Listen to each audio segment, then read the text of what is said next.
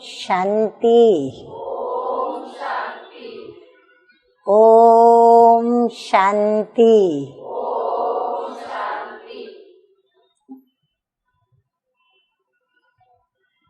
मीठे मीठे परम प्रिय परमपिता परमात्मा,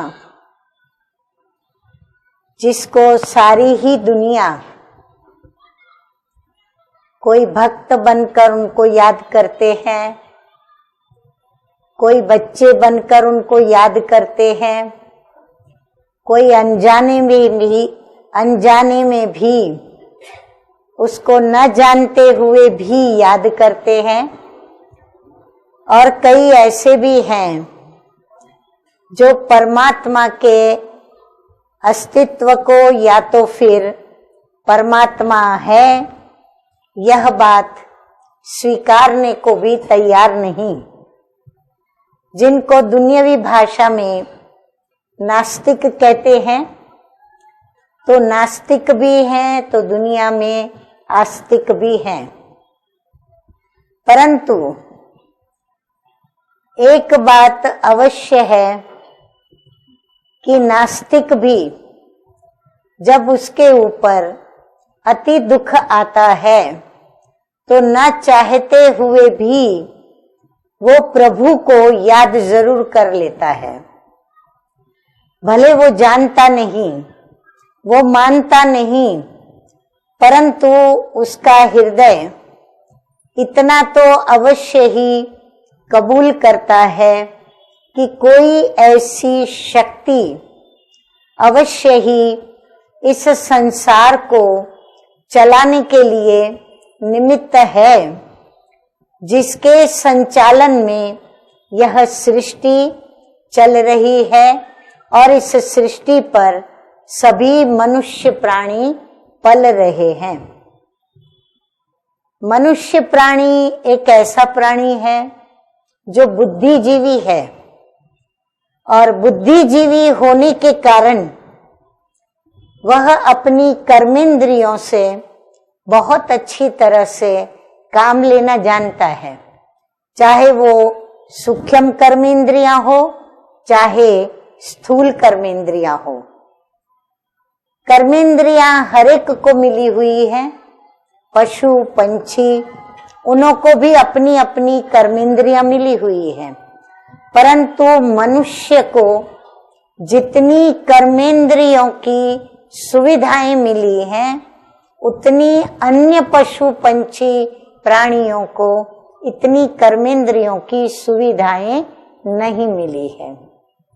मनुष्यों की भेंट में उनको बुद्धि और मन की, जिसको कहते हैं सोच शक्ति, विचार शक्ति और निर्णय करने की शक्ति, विवेक शक्ति और फिर कर्मेंद्रियों से कराने की शक्ति। तो ये जो शक्तियां हैं, ये शक्तियां जितनी मनुष्य आत्माओं को, मनुष्य प्राणी को अधिक मात्रा में मिली है, विशाल रूप से मिली है, उतनी मात्रा में पशु पंछी और प्राणियों को नहीं मिली है। यही कारण है कि मनुष्य प्राणी इस विश्व के अंदर सर्व पशु पंछी और प्राणियों के ऊपर राज्य करता है। ना सिर्फ इतना, लेकिन मनुष्य प्राणियों में भी हम देखते हैं कि मनुष्य जो कमजोर होते हैं, उन कमजोरों के ऊपर भी जो बलवान मनुष्य प्राणी है वो उन पर राज्य करता है। तो बलवानों का राज्य होता है, और वो बल कहाँ से आता है? कुछ तो मनुष्य प्राणी को अपना बल है प्राप्त, और कुछ बल वो नॉलेज इज पावर, नॉलेज से प्राप्त करता है। उसी प्रकार अनुभव भी एक बल है, उससे वो प्राप्त करता है। और कुछ अपने गुण उनसे वो बल प्राप्त करता है, कुछ अपनी विशेषताएं उनसे वो बल प्राप्त करता है, और कुछ नॉलेज के अंदर भी यदि वो विद्वता धारण करता है और उस विद्वता में वो पारंगत हो जाता है, अर्थात उच्च श्रेणी का ज्ञान यदि उसके पास होता है, तो भी वो अपने बल का प्रयोग करके और कमजोरों के ऊपर वो अपना राज्य करता है।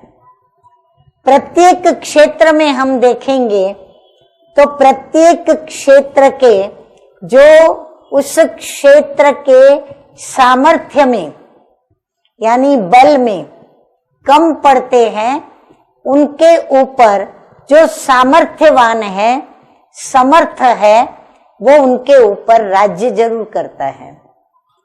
और यही कारण है कि इस संसार के अंदर हरेक को अपने राज्य को स्थापन करने की, अपने राज्य को चलाने की और अपना एक अलग राज्य बनाने की अंदर में एक महेच्छा होती है, क्योंकि आत्मा ने इस शरीर पर मालिक बन करके राज्य किया है आत्म बल के आधार पर, और आत्म बल के आधार पर प्रत्येक कर्मेंद्रियों से आत्मा काम लेती है। चाहे फिर वह कान हो, उससे वो श्रवण करने की, ये श्रवण इंद्रिय है, और वो कानों से जो कुछ भी आवाज इस सृष्टि पर होता है, चाहे पशु पंछी या किसी भी प्रकार की मनुष्यों की बोली का आवाज, चाहे हवा से चलने वाले पत्तों की खड़खड़ाहट, समुद्र और नदियों में उठने वाली लहरों की या मौजों की एक झनकार, चाहे तो किसी भी प्रकार के पशु पंछियों की बोली का एक संगीत, जो भी आवाज होता है, चाहे वो सुमधुर आवाज हो, कर्ण प्रिय आवाज हो या फिर अप्रिय आवाज हो, परंतु वह श्रवणेंद्रिय के द्वारा, वो अपने कानों की इंद्रियों के द्वारा वो आत्मा श्रवण करती है, और जो वो श्रवण करती है वो पहले अपने अंदर समा लेती है। ठीक उसी प्रकार हमारी जो आंखें हैं दृश्य देखती है, तो दृश्य जो आंखें देखती है, तो आंखें भी हर दृश्य को देखती है, अच्छे दृश्य भी देखती है, बुरे दृश्य भी देखती है, सुंदर सुंदर मन भावन दृश्य भी देखती है, हर सुंदर चित्र को भी देखती है, और विचित्र चित्रों को भी वो देखती है, कुरूपता भी वो देखती है, सुंदरता को भी वो देखती है। और वह भी देखते हुए जो भी देखती है वो उसे कैसा लगता है, वो अंदर में वो समाती है। ठीक उसी प्रकार मति यानी मन भी जो कानों ने सुना, जो आंखों ने देखा, तो अंदर में वो जो गया कानों के द्वारा, नेत्रों के द्वारा, तो मन उसके ऊपर सोचता है। अब मन जो भी सोचता है वो मन भी पहले तो समाता है, और फिर मन की बुद्धि से बातचीत चलती है। बुद्धि अपना विवेक लगाकर उसके साथ वाद विवाद करती है, तो मन और बुद्धि का आपस में वाद विवाद होता है, अर्थात बातचीत होती है। अच्छा है या नहीं है, अच्छा कहना चाहिए या नहीं कहना चाहिए, अच्छा है तो किस बात में अच्छा है, अगर वो अच्छा है तो मेरे जीवन में क्या फायदा है, कर्मेंद्रियों को उससे क्या फायदा होने वाला है। इस प्रकार आपस में उन दोनों की बातचीत चलती है। और फिर वो जो समाते हैं, मन समाता है, बुद्धि समाती है, सुना हुआ समाते हैं, बोला हुआ समाते हैं, देखा हुआ समाते हैं, जो अनुभव में आता है वो समाते जाते समाते जाते हैं। आखिर एक सीमा आती है और वह सीमा को जब पार करके आत्मा उसको बलपूर्वक अपने अंदर पूर्ण रूप से, चाहे दबा के रखती हो, चाहे खुशी से रखती हो, चाहे किसी के कहने पर रखती हो, या फिर किसी की आज्ञा मिलने पर बहुत ही आदर भाव से उसको अंदर समाती हो।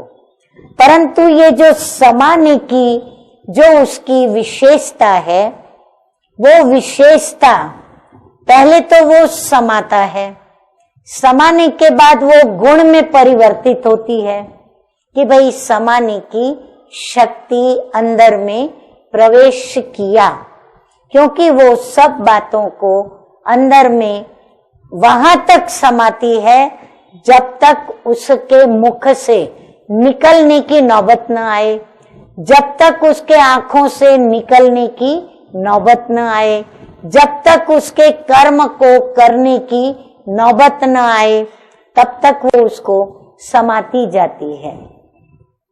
लेकिन ये समाने का पहले गुण बनता है। जब उस गुण के अंदर भी वो कुछ समय चलती है, चलते चलते वो अनुभव भी करती है कि समाने से कहाँ मुझे फायदे हो रहे हैं, कहाँ मुझे नुकसान हो रहे हैं। उन फायदों को और नुकसान को भी विवेक अलग करके अपने पास समा के रखता है, और फिर मन और बुद्धि दोनों मिल करके, कुछ मन ने समाया, कुछ बुद्धि ने समाया। अब ये दोनों ने जो समाने का गुण धारण किया, वो गुण, वो अपने गुण का प्रभाव कर्म कराने की जो शक्ति है उसको धक्का मारती है कि तू अभी कर्म करा। तो वो कर्मेंद्रियों के पास वो शक्ति उनको प्रवृत्त करती है कि अब कर्म करना आवश्यक है। तो कर्म करते समय कर्म करने के संस्कारों की जो शक्ति है, तो वह शक्ति भी अपना वाद विवाद उसके साथ करती है। संस्कार कहाँ से आ गए? तो मन, बुद्धि और संस्कार, ये तीनों समाविष्ट हैं, और इन तीनों की शक्तियों के आधार पर ही आत्मा का परिचय है कि आत्मा एक चमकता हुआ पावरफुल सितारा है, और वो उसके जो संस्कार हैं वो असल में पवित्रता है। और वही पवित्रता उसको ये बात समझाती है, क्योंकि पवित्रता माना स्वच्छता, शुद्धता, शुभता, शुभ्रता। तो पवित्रता ही मन को समाने की शक्ति के विषय में उसको बल भरती है। फिर वही विवेक शक्ति को और निर्णय शक्ति को पावरफुल बना करके मन के साथ वाद विवाद करा के मन को भी अपने अंडर करती है। और उसके पश्चात आता है जो संस्कार, जो वो निज धाम से, जो परमपिता परमात्मा की संतान होने के कारण जो बाप समान उसके अंदर संस्कार ओरिजिनल मौजूद हैं, वो संस्कार जो मन और बुद्धि दोनों को प्रभावित करते हैं, वो संस्कार जो मन बुद्धि के प्रभाव को भी अपने अंडर लेकर के फिर वो यदि कर्म में आना चाहे तो ही वह बात कर्म में आती है। अर्थात वह गुण कर्म में आता है, वरना वह गुण अंदर में ही दब करके बैठा हुआ रहता है। ठीक उसी प्रकार बुद्धि जो भी निर्णय देती है, जो भी विवेक देती है, उस विवेक और निर्णय को भी संस्कार अपने कर्म कराने के, करना या नहीं करने के प्रभाव के अंदर रखती है। संस्कारों के उस प्रभाव के कारण कितना भी विवेक चाहे कि ये कर्म हो, ये कर्म न हो, परंतु संस्कार उसके आगे प्रमुख बन करके खड़ा रह जाता है। वह वाद विवाद करता है कि तू कौन है, तेरे अंदर विवेक शक्ति, निर्णय शक्ति कहां से आई। मन को भी वह कहता है कि तेरे अंदर विचार शक्ति, सोच शक्ति कहां से आई।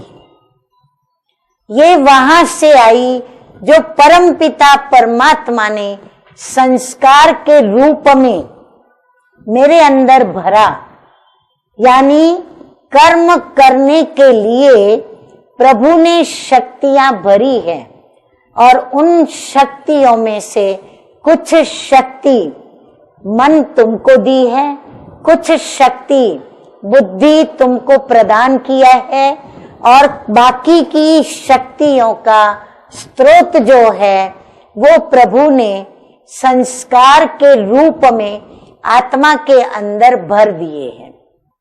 यही कारण है कि आत्मा का असली संस्कार कहीं न कहीं जैसे दिए की ज्योत जलती रहती, लेकिन बाबा कहते हैं कि आत्म रूपी दीपक कभी भी बुझता नहीं। आत्मा को कोई मार नहीं सकता, आत्मा को कोई काट नहीं सकता, आत्मा को हवा स्पर्श कर नहीं सकती, आत्मा को अग्नि जला नहीं सकता। आत्मा बड़ी नहीं होती, आत्मा छोटी नहीं होती। आत्मा अपने ही उस परमपिता परमात्मा की अविनाशी, अजर अमर, स्थिर अवस्था में, उस ही स्थिति में जैसा उसका अपना असली बिंदु चमकता हुआ सितारे की तरह प्रकाशित स्वरूप है, वो उस ही स्वरूप में, और उसकी कोई साइज नहीं, उसका कोई वजन नहीं, क्योंकि वह बिल्कुल जैसे फुल स्टॉप देते हैं तो बिल्कुल फुल स्टॉप की तरह वो अति सूक्ष्म परंतु अति सुंदर और सबसे अति चमकने वाली प्रकाशित आत्मा है। और वो आत्मा परमपिता परमात्मा ज्योति बिंदु शिव की संतान है, क्योंकि एक शिवलिंग ही ज्योतिर्लिंग के नाम से प्रसिद्ध है और वही परमपिता परमात्मा है, जिनका आकार भी आत्माओं की तरह एक बिंदु समान है। तो परमपिता परमात्मा से उन्हें ये सारे बल प्राप्त है। आत्मा को है छोटी सी बिंदी, लेकिन आश्चर्य की बात है कि उसके अंदर जिसके जितने जन्म होते हैं उसके अंदर उन सभी जन्मों का पार्ट का रिकॉर्ड भरा हुआ है। और वो रिकॉर्ड जैसे ही इस सृष्टि पर वो शरीर में प्रवेश करती है, वो अपना पार्ट बजाना शुरू करती है। तो यह जो संस्कार हैं, जब उन संस्कारों के ऊपर कोई छाया पड़ती है, अब छाया किसकी पड़ेगी? प्रभु के जो संस्कार हैं, वो बाप समान संस्कारों को कौन बिगाड़ सकता है? किसकी छाया पड़ सकती है?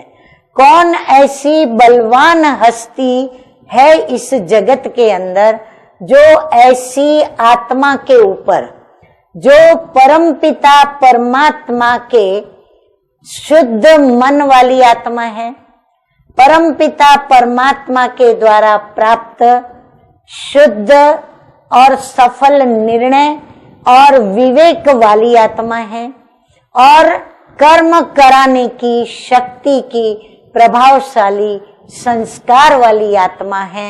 उनके ऊपर प्रभाव किसका पड़ता है?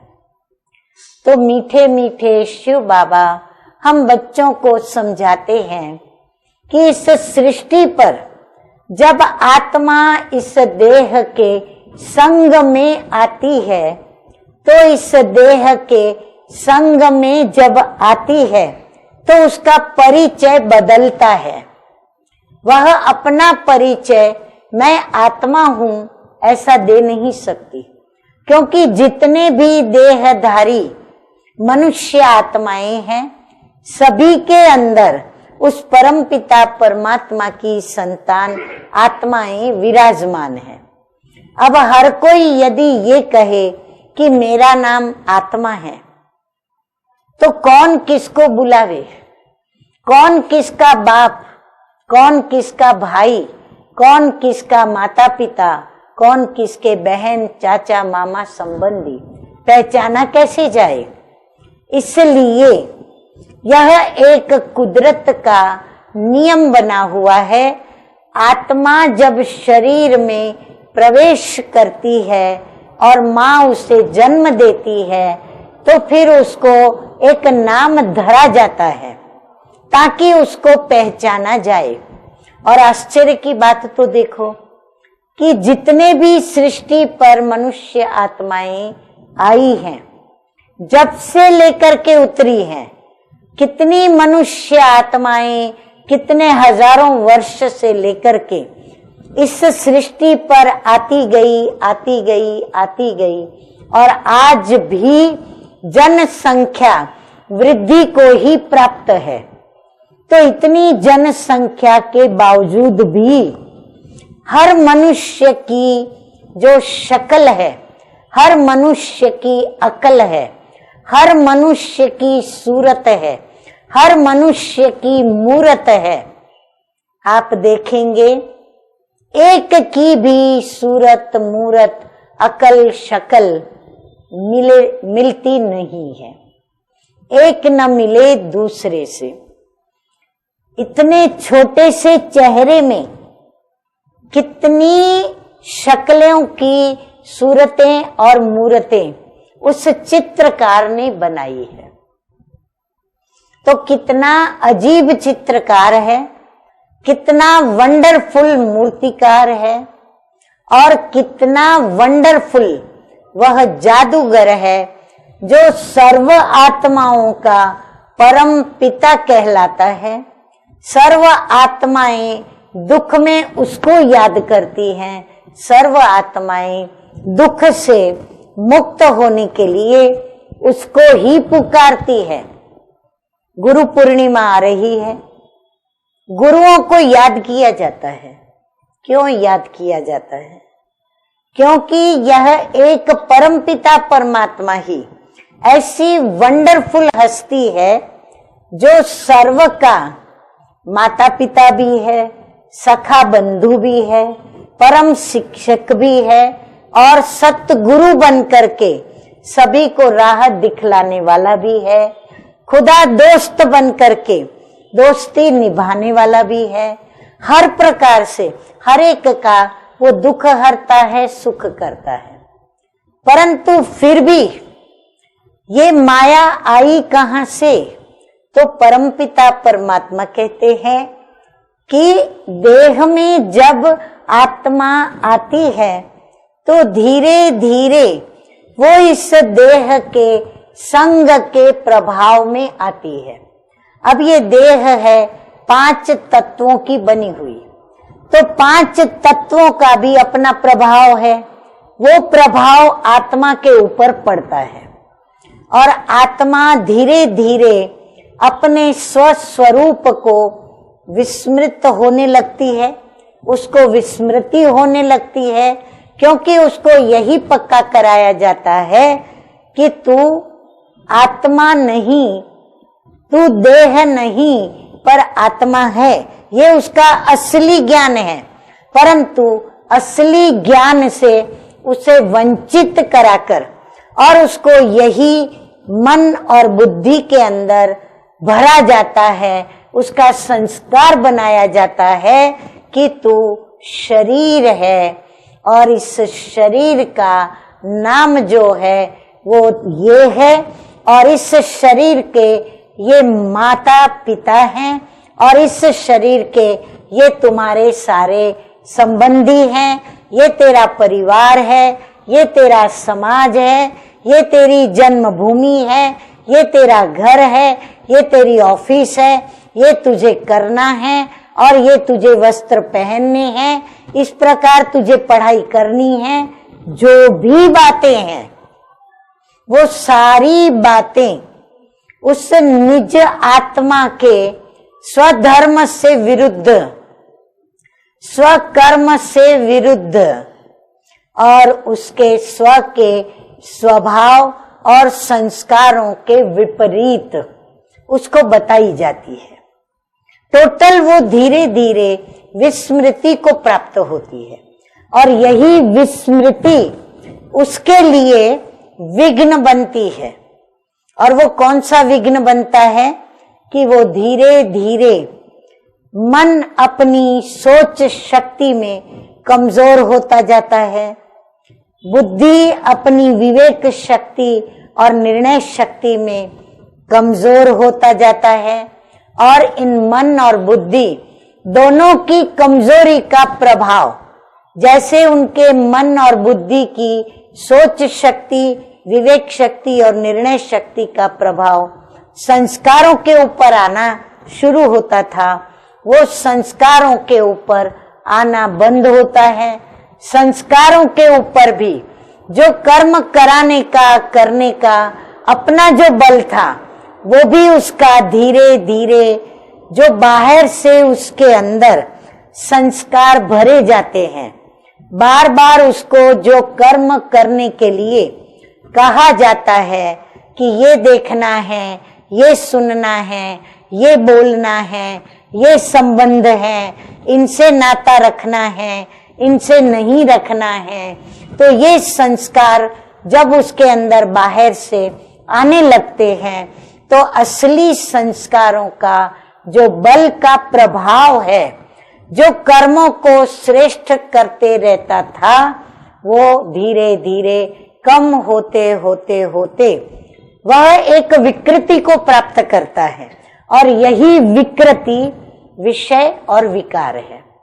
विषय विकार कोई और चीज नहीं, विस्मृति, विकृति, अवगुणों का, गुणों का नाम शेष होना, शक्तियों का क्षय होना, ऊर्जाओं का खत्म होना, ये जो भी नेगेटिविटी है उससे जब आत्मा गिर जाती है, अर्थात आत्मा के ऊपर इन सभी का चारों ओर से प्रभाव इतना पड़ता है कि वो आत्मा के बल को जैसे खींच लेते हैं और बल पूरा जाकर के वो नेगेटिव जो भी ग्रंथियां हैं, जो भी तत्व हैं, जो भी विकृत शक्तियां, वो विकृति वो उनके अंदर आ जाती है और धीरे धीरे अपनी असली स्मृति को आत्मा खो देती है।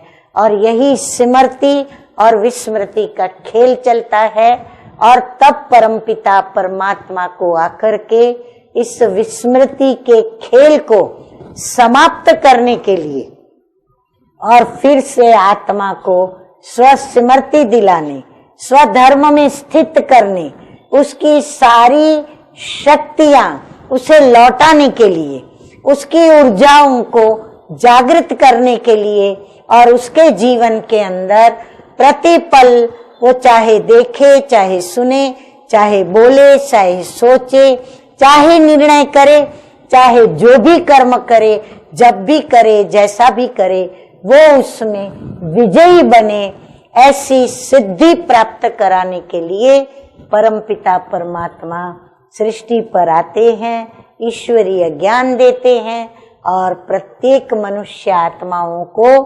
स्वयं परम शिक्षक बनकर राजयोग सिखाते हैं और उनको दिव्य गुणों की धारणा कराकर श्रेष्ठ मनुष्य बनाते हैं। ओम शांति। ओम शांति।